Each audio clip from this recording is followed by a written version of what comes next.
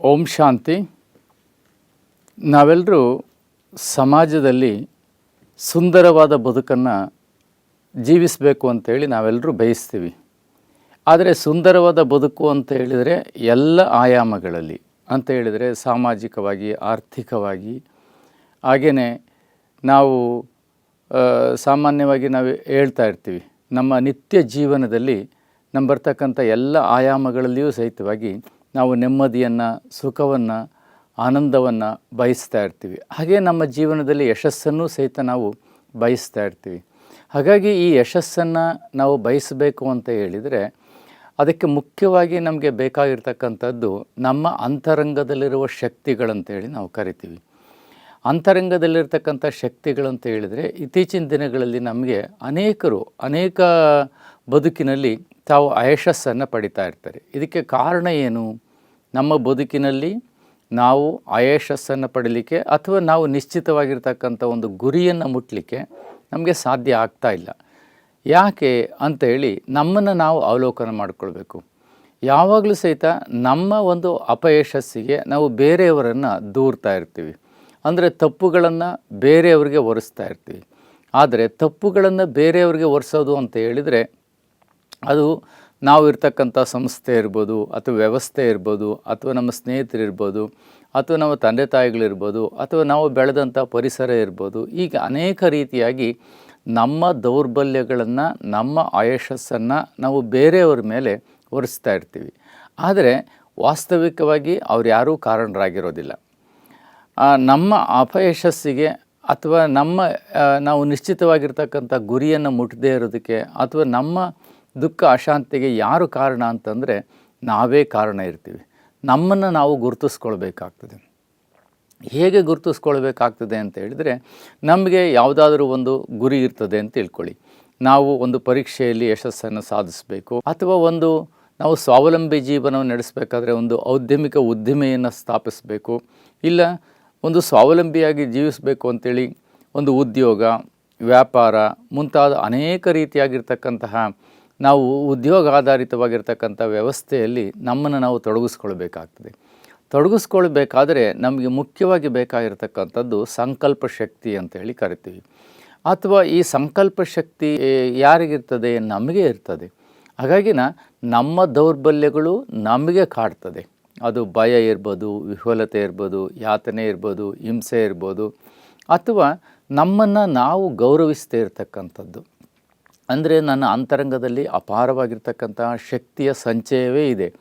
ಆದರೆ ಈ ಶಕ್ತಿಯ ಸಂಚಯವನ್ನು ನಾನು ಗುರುತಿಸ್ಕೊಂಡು ಅದನ್ನು ಉದ್ದೀಪನ ಅಥವಾ ಆ ಶಕ್ತಿಯನ್ನು ಪುನಶ್ಚೇತನಗೊಳಿಸುವ ಕಾರ್ಯದಲ್ಲಿ ನನ್ನನ್ನು ನಾನು ತೊಡಗಿಸ್ಕೊಂಡಿರೋದಿಲ್ಲ. ಹಾಗಾಗಿ ಆ ಶಕ್ತಿ ಯಾವುದು, ಎಲ್ಲಿರ್ತದೆ ಅಂತೇಳಿ ನಮ್ಮನ್ನು ನಾವು ಅವಲೋಕನ ಮಾಡಿಕೊಂಡಾಗ ಬಹುಶಃ ನಾವು ಆಧ್ಯಾತ್ಮಿಕ ದೃಷ್ಟಿಯಿಂದ ನೋಡಿದಾಗ ನಾನು ಯಾರು ಎನ್ನುವ ಪ್ರಶ್ನೆ ಅಲ್ಲಿ ನಮ್ಮನ್ನು ಕಾಡ್ತದೆ. ಅಂದರೆ ನಾನು ಯಾರು ಅಂಥೇಳಿ ಪ್ರಶ್ನೆಗೆ ಉತ್ತರವಾಗಿ ಅನೇಕರು ಅನೇಕ ರೀತಿಯಾಗಿ ಹೇಳಿರ್ಬೋದು. ಆದರೆ ವಾಸ್ತವಿಕವಾಗಿ ನಾನು ಯಾರು ಅಂತ ಹೇಳಿದಾಗ ನಾನೊಂದು ಆತ್ಮನಾಗಿದ್ದೀನಿ ಅಂತ. ಅಂದರೆ ನಾನು 2 ಶಕ್ತಿಗಳಿದೆ ನನ್ನಲ್ಲಿ. ಒಂದನ್ನು ಫಿಸಿಕಲ್ ಫೋರ್ಸ್ ಅಂತೇಳಿ ಕರಿತೀವಿ, ಮತ್ತೊಂದನ್ನು ನಾವು ಸ್ಪಿರಿಚುವಲ್ ಫೋರ್ಸ್ ಅಂತೇಳಿ ಕರಿತೀವಿ, ಅಥವಾ we call it as A metaphysical force ಅಂತೇಳಿ ಕರಿತೀವಿ. ಈ ಮೆಟಫಿಸಿಕಲ್ ಫೋರ್ಸ್ ಬೇರೆ, ನಾನು ಫಿಸಿಕಲ್ ಫೋರ್ಸೇ ಬೇರೆ. ಬಟ್ ಈ ಎರಡೂ ಸೇರಿ ಅಂದರೆ physical force plus metaphysical force ಅಂದರೆ ಭೌತಿಕವಾಗಿರ್ತಕ್ಕಂಥ ಶಕ್ತಿ ಮತ್ತು ಆಧ್ಯಾತ್ಮಿಕವಾಗಿರ್ತಕ್ಕಂಥ ಶಕ್ತಿ, ಈ ಎರಡೂ ಸೇರಿದರೆ ನಾನಾಗ್ತೀನಿ. ಬಹುಶಃ ಅದನ್ನು ಆಧ್ಯಾತ್ಮಿಕ ಭಾಷೆಯಲ್ಲಿ ಶರೀರ ಮತ್ತು ಆತ್ಮನೆಂದು ನಾವು ಗುರುತಿಸ್ತೀವಿ. ಹಾಗಾಗಿ ಈ ಆತ್ಮ ಏನಿದೆ ಅದು it is A spiritual force, metaphysical force ಆಗಿದೆ. ಅಂದರೆ ಅಭೌತಿಕ ಶಕ್ತಿ ಅಂತೇಳಿ ನಾನು ಅದರ ಸಹಿತವಾಗಿ ಭಾವಿಸ್ತೀನಿ. ಯಾಕೆಂದರೆ ಫಿಸಿಕಲ್ ಶಕ್ತಿ ಅಂತ ಹೇಳಿದಾಗ ಸಾಮಾನ್ಯವಾಗಿ ನಾವು ಗುರುತಿಸ್ತಕ್ಕಂಥದ್ದು ಈ ಭೌತಿಕವಾಗಿರ್ತಕ್ಕಂತಹ ಶಕ್ತಿಗಳಲ್ಲಿ ನಾವು ಈ ಭೌತಿಕ ವಸ್ತುಗಳನ್ನು ವಿಭಜಿಸ್ತಾ ಹೋದರೆ ಕೊನೆಗೆ ಸಿಗ್ತಕ್ಕಂಥದ್ದು ಯಾವುದು? ಕೊನೆಗೆ ಸಿಗ್ತಕ್ಕಂಥದ್ದು ನಮಗೆ ಎಲೆಕ್ಟ್ರಾನ್, ಪ್ರೋಟಾನ್, ನ್ಯೂಟ್ರಾನ್ ಅಂತೇಳಿ ಕರಿತೀವಿ.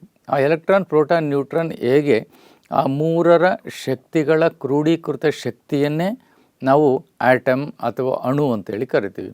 ಹಾಗಾಗಿ ಈ ಜಗತ್ತೆಲ್ಲ ಅದರಿಂದ ಆಗಿದೆ. ಹಾಗೆಯೇ ನಾನು ಯಾರು ಅನ್ನೋ ಪ್ರಶ್ನೆಯನ್ನು ಎತ್ಕೊಂಡಾಗ, ನಾನು ಆತ್ಮನಂತೇಳಿ ಪ್ರಶ್ನೆಯನ್ನು ಮಾಡಿಕೊಂಡಾಗ ಆ ಆತ್ಮನ ಅಂತರಂಗದಲ್ಲಿಯೂ 3 ಶಕ್ತಿಗಳಿದೆ. ಅದು ಯಾವುದ್ಯಾವುದು ಅಂತ ಹೇಳಿದರೆ ಮನಸ್ಸು, ಬುದ್ಧಿ ಮತ್ತು ಸಂಸ್ಕಾರ. ಅಥವಾ ಮನಸ್ಸು ಆಲೋಚನೆ ಮಾಡ್ತಕ್ಕಂಥದ್ದು, ಆಲೋಚನೆ ಅಥವಾ ಸಂಕಲ್ಪಗಳನ್ನ ಮಾಡ್ತದೆ, ಭಾವನೆಗಳನ್ನ ಮಾಡ್ತದೆ, ವಿವೇಚನೆಯನ್ನು ಮಾಡ್ತದೆ, ವಿವೇಕವನ್ನು ಮಾಡ್ತದೆ. ಹಾಗೆಯೇ ಬುದ್ಧಿ ಇದನ್ನು ವಿವೇಕ ಅಥವಾ ವಿವೇಚನೆ ಅಂತೇಳಿ ನಾವು ಕರಿತೀವಿ.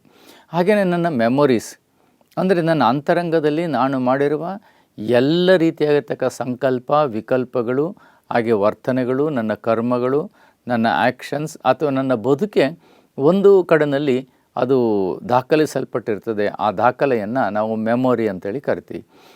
ಈ ಆತ್ಮನ ಅಂತರಂಗದಲ್ಲಿ ಹಲವಾರು ಶಕ್ತಿಗಳಿದೆ, ಎನರ್ಜಿ ಅಂತೇಳಿ ಕರಿತೀವಿ, ಪವರ್ ಅಂತೇಳಿ ಕರಿತೀವಿ.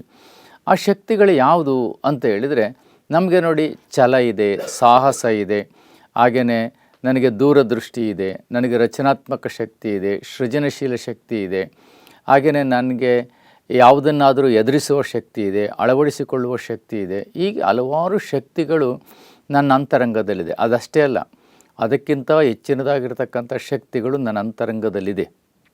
ಹಾಗಾಗಿ ನನ್ನ ಒಂದು ಬದುಕಿನಲ್ಲಿ ನಾನು ಆಯಶಸ್ಸನ್ನು ಪಡೀಲಿಕ್ಕೆ, ಅಥವಾ ನಾನು ಗುರಿಯನ್ನು ಮುಟ್ಟದೇ ಇರುವುದಕ್ಕೆ, ಅಥವಾ ನಾನು ಯಾವುದೇ ರೀತಿಯಾಗಿರ್ತಕ್ಕಂಥ ನನ್ನ ಬದುಕಿನ ಆಯಾಮಗಳಿಗೆ ನನ್ನ ಬದುಕನ್ನು ಸುಂದರವನ್ನಾಗಿ ಕಟ್ಟಿಕೊಂಡಾಗ ನನಗೆ ಬರ್ತಕ್ಕಂಥ ವಿಘ್ನಗಳಿರ್ಬೋದು, ಎಡರು ತೊಡರುಗಳಿರ್ಬೋದು, ಅಥವಾ ಅಡೆತಡೆಗಳಿರ್ಬೋದು, ಇವನ್ನು ಎದುರಿಸ್ತಕ್ಕಂಥ ಒಂದು ಶಕ್ತಿ ನನ್ನಲ್ಲಿ ಇಲ್ಲದೇ ಇರುವ ಕಾರಣಕ್ಕೋಸ್ಕರವಾಗಿ ನನ್ನ ಬದುಕು ಒಂದು ರೀತಿಯಲ್ಲಿ ಅಶಾಂತಿಯಾಗಿರ್ತದೆ. ನನ್ನ ಬದುಕು ಎಲ್ಲೋ ಒಂದು ಕಡೆಯಲ್ಲಿ ಯಶಸ್ಸಿನತ್ತ ಹೋಗದೆ ನನ್ನ ದುರ್ಬಲತೆಗಳು ನನ್ನನ್ನು ಕಾಡಿ ನಾನು ಯಶಸ್ಸಾಗದ ರೀತಿಯಲ್ಲಿ ಅಥವಾ ಒಂದು ಸುಖವಾಗಿ ನೆಮ್ಮದಿಯಿಂದ ಬಾಳಲಿಕ್ಕೆ ಸಾಧ್ಯತೆ ಆಗೋದಿಲ್ಲ.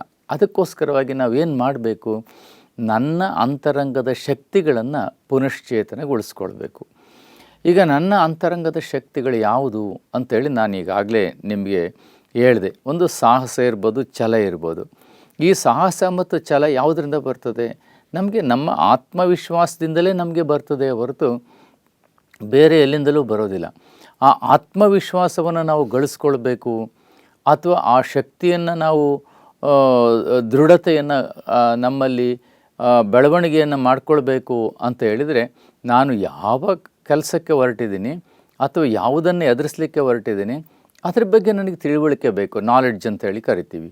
ಹಾಗಾಗಿ ಆ ತಿಳುವಳಿಕೆ ನನಗಿಲ್ಲ ಅಂತ ಹೇಳಿದರೆ, ಆ ತಿಳುವಳಿಕೆ ಇಲ್ಲದೇ ಇರುವ ಕಾರಣಕ್ಕೋಸ್ಕರವಾಗಿ ನನಗೆ ಭಯ, ಆವೇಶಗಳು ಉಂಟಾಗ್ತದೆ. ತಿಳುವಳಿಕೆ ಇದ್ದಾಗ ನನಗೆ ಗೊತ್ತಿದೆ ಬಿಡು, ಅದನ್ನು ಎದುರಿಸ್ತೀನಿ ಬಿಡು ಅಂತ ಹೇಳ್ತೀವಿ. ಹಾಗೆಯೇ ಎದುರಿಸಲಿಕ್ಕೆ ಬೇಕಾಗಿರ್ತಕ್ಕಂಥ ಸ್ಕಿಲ್ ಅಂತ ಹೇಳಿ ನಾವು ಕರಿತೀವಿ. ಸ್ಕಿಲ್ ಅಂದರೆ ಕೌಶಲ್ಯ. ಆ ಸಮಸ್ಯೆಯನ್ನು ಅಥವಾ ಆ ವಿಘ್ನವನ್ನು ನಾನು ಎದುರಿಸ್ಬೇಕಲ್ವೇ? ಎದುರಿಸಬೇಕು ಅಂತೇಳಿದರೆ ನನಗೆ ಕೇವಲ ಆತ್ಮವಿಶ್ವಾಸ ಇದ್ದರೆ ಸಾಕಾಗೋದಿಲ್ಲ. ಅದಕ್ಕೆ ಬೇಕಾಗಿರ್ತಕ್ಕಂತಹ ಸ್ಕಿಲ್ ಅಂತೇಳಿ ಕರಿತೀವಿ. ಅಂದರೆ ಕೌಶಲ್ಯಗಳನ್ನು ನಾನು ರೂಢಿಸ್ಕೊಳ್ಬೇಕಾಗ್ತದೆ. ಅಥವಾ ಅದಕ್ಕೆ ಬೇಕಾಗಿರ್ತಕ್ಕಂತಹ ಲಾಜಿಕ್ ಅಂತೇಳಿ ಕರಿತೀವಿ, ಅಥವಾ ಸೈಂಟಿಫಿಕ್ ಥಿಂಕಿಂಗ್ ಅಂತೇಳಿ ಕರಿತೀವಿ. ಅಂದರೆ ಅದನ್ನು ತಾರ್ಕಿಕವಾಗಿ ಆಲೋಚನೆ ಮಾಡ್ತಕ್ಕಂತಹ, ಹಾಗೆಯೇ ವೈಜ್ಞಾನಿಕವಾಗಿ ಆಲೋಚನೆ ಮಾಡ್ತಕ್ಕಂಥ ಒಂದು ಶಕ್ತಿಯನ್ನು ನಾನು ರೂಢಿಸ್ಕೊಳ್ಬೇಕಾಗ್ತದೆ. ಹಾಗಾಗಿ ನಾವು ನಮ್ಮ ಯಶಸ್ಸಿಗೆ ನಾವೇ ಕಾರಣರಿರ್ತೀವಿ. ಅದಕ್ಕೆ ಒಂದು ಮಾತು ಹೇಳಲಾಗ್ತದೆ, ಏನಂತೇಳಿ, self transformation will bring world transformation ಅಂತ ಹೇಳ್ಬಿಟ್ಟು. ಅಂದರೆ ಸ್ವಯಂ ಪರಿವರ್ತನೆ ವಿಶ್ವ ಪರಿವರ್ತನೆಯನ್ನು ತರಬಲ್ಲದು ಅಂತೇಳಿ ಕರೀಲಾಗ್ತದೆ. ಹಾಗಾಗಿನ ಈ ಸ್ವಯಂ ಪರಿವರ್ತನೆ ಏನಿದೆ ಅದನ್ನು ನಾವು ಮಾಡ್ಕೊಳ್ಬೇಕೇ ಹೊರತು ಬೇರೆಯವ್ರ ಮೇಲೆ ತಪ್ಪುಗಳನ್ನು ಹೊರಿಸೋದಾಗಲಿ, ಅಥವಾ ಬೇರೆಯವರು ನನ್ನ ಅಯಶಸ್ಸಿಗೆ ಕಾರಣರು ಅಂತೇಳಿ ನಾವು ಹೋಗೋದಾಗಲಿ, ಅದರಿಂದ ನಾವು ಆ ವಿಷಚಕ್ರಗಳಿಂದ, ಅದು ಕಾರಣ ಏನಂತಂದರೆ ನಮ್ಮ ಮನಸ್ಸು ಯಾವಾಗಲೂ ಸಹಿತವಾಗಿ ನನ್ನ ಅಪಯಶಸ್ಸಿಗೆ ಬೇರೆಯವ್ರ ಕಾರಣ ಅಂತ ಕಾರಣಗಳನ್ನು ಹುಡುಕ್ತಾ ಇರ್ತದೆ ನನ್ನ ಮನಸ್ಸು ಯಾವಾಗಲೂ.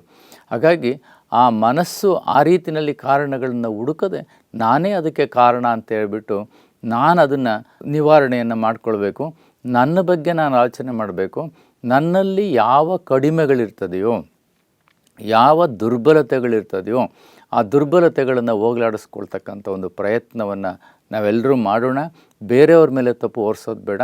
ನಾನು ಅದಕ್ಕೆ ಕಾರಣ, for everything I am responsible ಅಂತ ಹೇಳ್ಬಿಟ್ಟು ನಾನು ನನ್ನ ಜವಾಬ್ದಾರಿಯನ್ನು ತೆಗೆದುಕೊಳ್ತಕ್ಕಂಥ ಒಂದು ಪ್ರಯತ್ನವನ್ನು ಮಾಡಿ ನಾವೆಲ್ಲರೂ ಯಶಸ್ಸನ್ನು ಪಡೆಯೋಣ ಅಂತ ಹೇಳ್ತೇನೆ. ಎಲ್ರಿಗೂ ನಮಸ್ಕಾರ.